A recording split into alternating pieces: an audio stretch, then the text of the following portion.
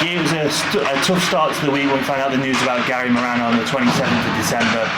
Just tell me what he meant to you when you were a player here and when you took over as director of hockey. Yeah, Gary was definitely a big part of the club. When I played here, he was always around back then, and he made sure we were well taken care of. And he was kind of the sounding board between the on ice and the off ice. When you didn't want to disturb Corey with something, you went to Gary, and he was there to solve issues. And in my role in what I'm doing right now, it was exactly the same thing. If I had any issue or I needed advice, I went to Gary, and I would call him. I'd say I spoke to him on most days before his health went down a bit. I spoke to him every day. So yeah, it's definitely difficult for everybody at the club. And he was a good mentor for me, and he's been around for so many years. He knows a lot about the league, about the club, about the sport in general. So he was somebody I went to for advice. And if you know anything about Gary, he would want the show to go on, sort of thing. That was he always wanted the show to continue and go on. And speaking of the show of the on-ice thing, we're not quite at the midway point in the season. I think it's 16 games in the league season now, yeah. 18 games. Give me it's not really a half-season review, but what are your thoughts on it all so far? I'm not happy about where we are. I think some of the performances early on were not there, but we managed to get some results. And that's always positive, because I think good teams find a way to win. But recently, we've had average performances, and obviously we lost more games than I would like. So obviously disappointed with the way things have been for a while now. And then it kind of all went downhill when and this is not to make excuses, this is just stating facts. You lost Kevin Domingue, who was probably going to be one of the top goal scorers on the team. You lost Massimo Carrozza, who was going to be one of the top point scorers on the team. You lost Stevie Lee, who's your on-ice leader. And yes, you've lost those guys, but were you expecting more people to stand up in their place, sort of?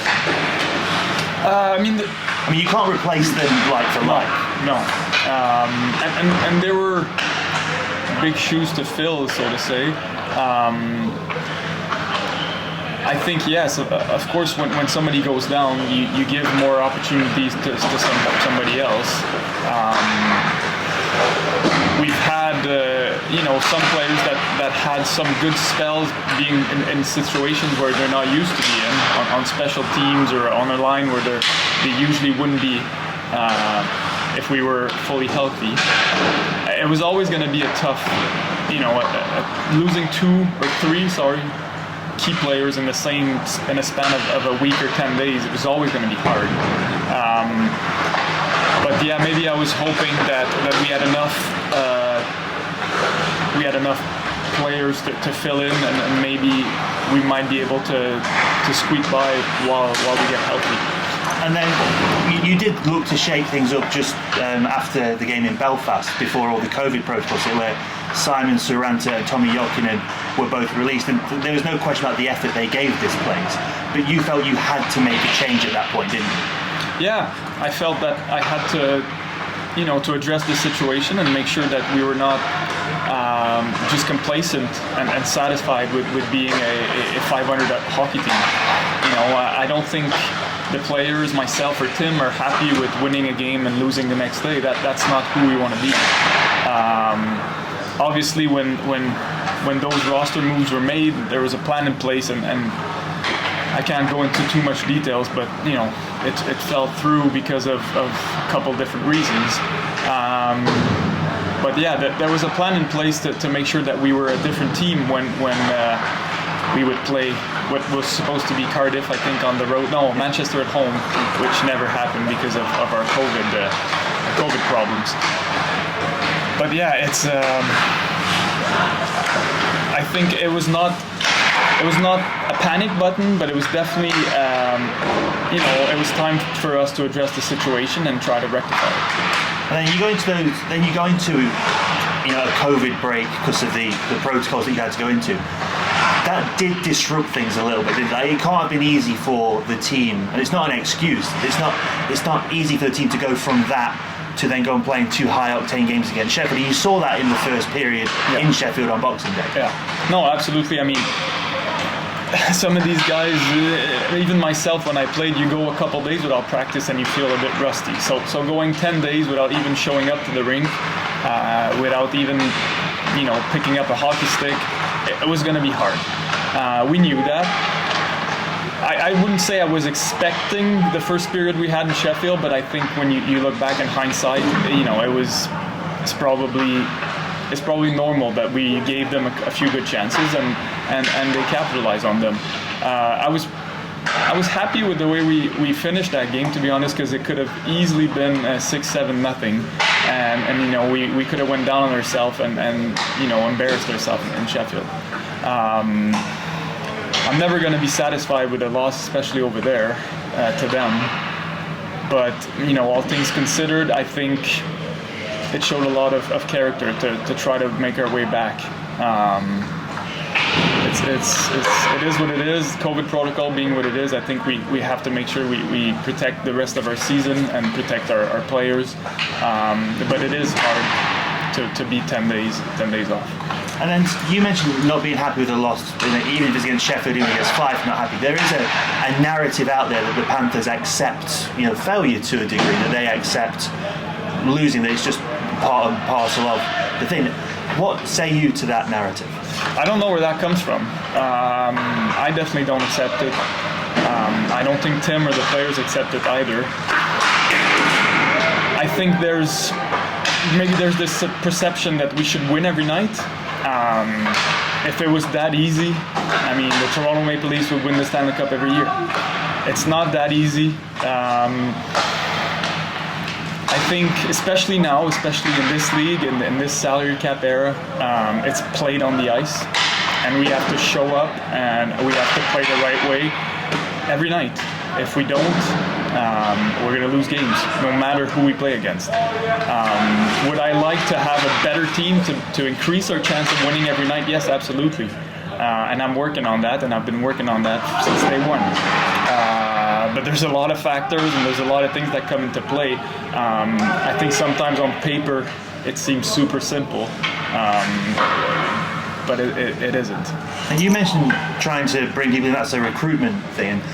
I saw some things on social media from agents around Europe who were talking about now the NHL has reintroduced taxi squad. It's thin.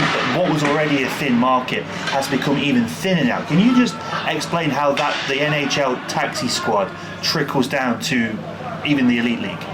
So basically, like you said, the market for players that want to come overseas was already thin for multiple different reasons. A lot of players retired in 2020 when the pandemic hit.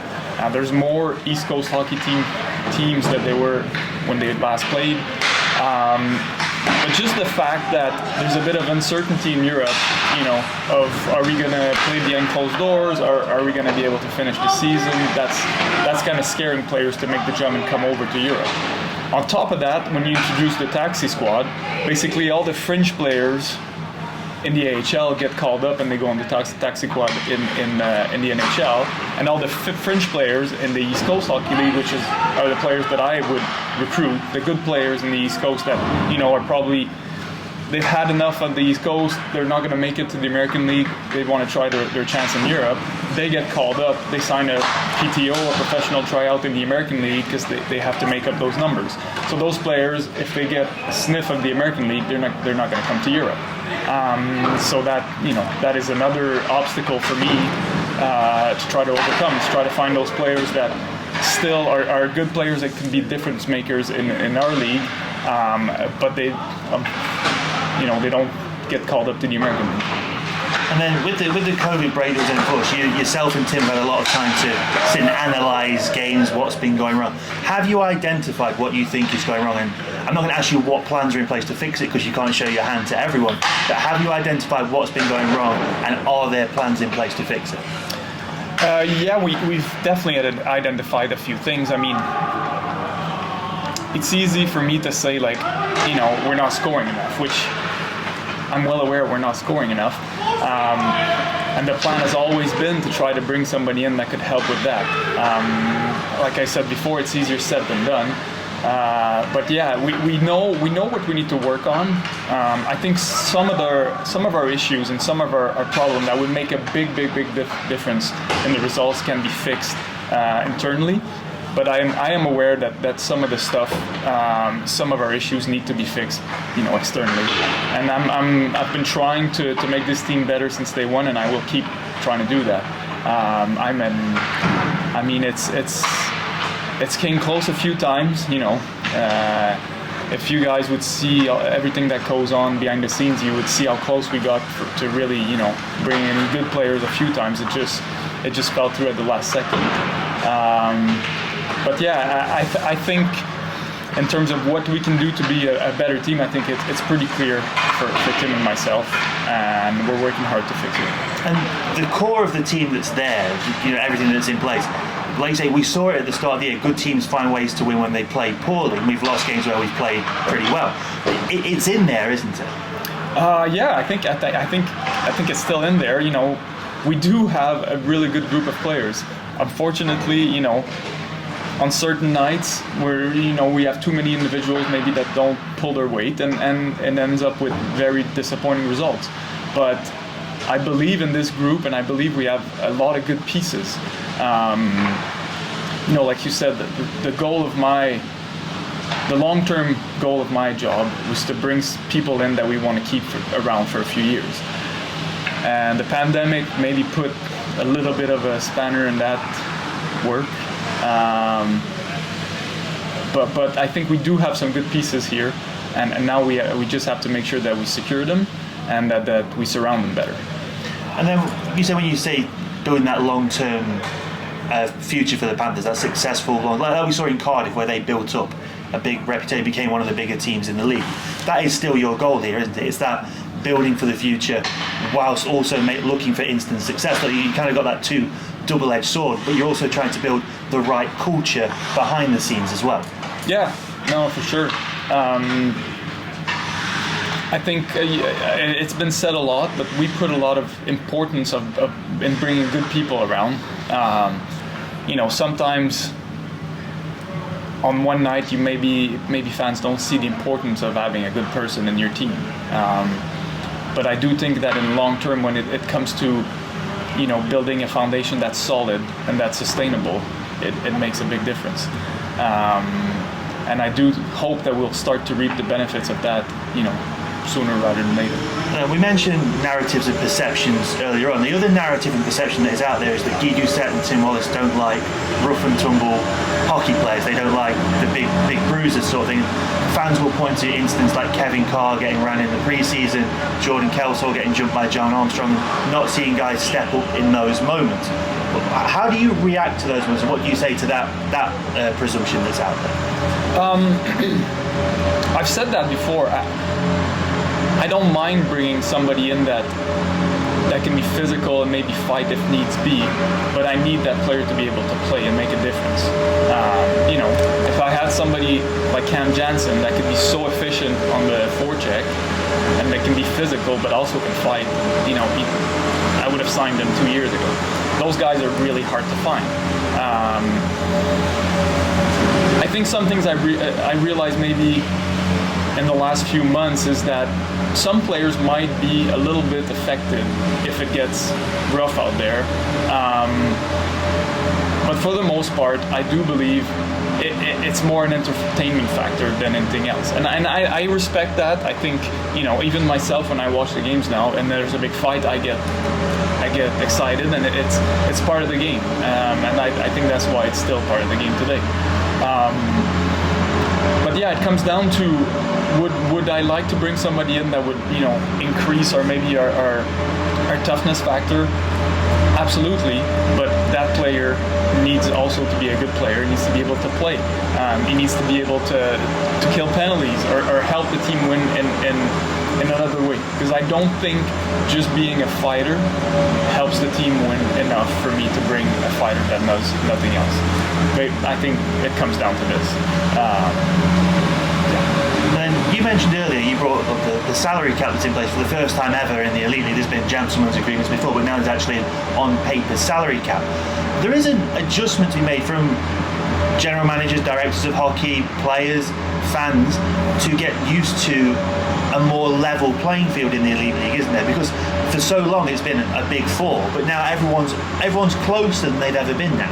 Absolutely, I think the salary cap does bring parity, which is good. It's good for the league. It makes it exciting. Would I like us to be closer to the top than we are right now? Of course, absolutely. But there's a lot of things that that comes into play, and we just need to make sure that we keep trying to identify the issues and solve them as quick as possible. My recruiting has not been perfect. I'm the first to say that, but I do think that we have some good pieces out there, and now we have to just find a way to make it work. And you mentioned that recruitment. In fairness, this is in theory your second year in the job, so that you are still going, but it's not all doom. There are flashes of positivity out there. You look at the way Kevin Demeng started this season in his first. Yes, him and Christoph, both of them are bright sparks in this season. Yes, they had their first pro experience in the Elite Series, but this is, I spoke to them both, this is their first proper pro season. The play of guys like JC Brassard and Brady Norris on the back end, how Jordan Kelsall has grown into his role. Ollie Better is becoming more of an offensive spark, scoring goals, going on the power play. There are positives to look at as well as other things, aren't there? No, absolutely. Yeah, we definitely have some positive ingredients. I think there's some guys here that hopefully are here for the long term. There's some guys that are still, trying to find their way, maybe find their game in this rink, in this league, in this maybe in this country. But I have a lot of faith in the group we have, and I do think that some of these ingredients and some of these pieces will be with us for the future. And we spoke about it in interviews when we did the big long ones on the audio experience and things like that, where when new North American players come into this league, it's hard for them to get their head around that the league is the important thing. And I've seen you and Tim bash them over the head, but you have to keep doing it. And sometimes, like in Cardiff, with what they do, it takes a number of years for it to finally click to an import, doesn't it? Yeah, it's so unique, and that's what makes it so special and so exciting. You live and you die for every single league game, which is completely foreign to these players. I do think that as a player, personally, when I played, you don't really think about all these things when you go out there and play. You just play hard. But it does matter. It's important that this point is made very clearly to everyone as soon as we start, as soon as we get going, because Saturday's or yesterday's game against Sheffield is just as important as our next game, even if we maybe don't play the top of the table. Now, today's game against Glasgow got postponed because they've been placed into COVID protocols because of the rules up in Scotland. It's giving Tim a chance to have an actual full training session with the guys. He's going to have a couple more before we hit the ice on New Year's Eve. Are you expecting a response from the players to the Sheffield games when Coventry come into here on New Year's? Yeah, absolutely. I think that the guys were very disappointed after the last two games. We had a day off yesterday. We have a couple good skates, like you say, to hopefully find our legs again, find our execution. I think especially at home, the second game there, we showed that we can be, we can play the right way. We can be efficient on the forecheck, and we put Sheffield into trouble a few times. It's finding a way to capitalize on those chances and maybe be a bit more patient when it comes to risking plays, because I thought we gave them too many odd man rushes. They're a dangerous team, so we have to learn from that. These problems are not going to get fixed overnight, but we have to address them and keep working on them, because I do believe that if we show up and we play the right way, we can beat anyone. Is that the message to the fans going into 2022? Stick with us. We're working on. We know there's something wrong. We've identified the problems. we're going to fix them. Stick with us and join us on the ride. Yeah, absolutely. I hope fans realize that, everybody, myself included, Tim, and the players, they care and they try hard. It's not for a lack of effort, lack of trying. And sometimes, a bit of confidence, a few results on the trot, and things completely have a different outlook. I do hope that we can stay positive, and I do hope that we can keep supporting the players and supporting the team, because there's a lot of hockey to be played, and we still have a chance to do something special and turn it around.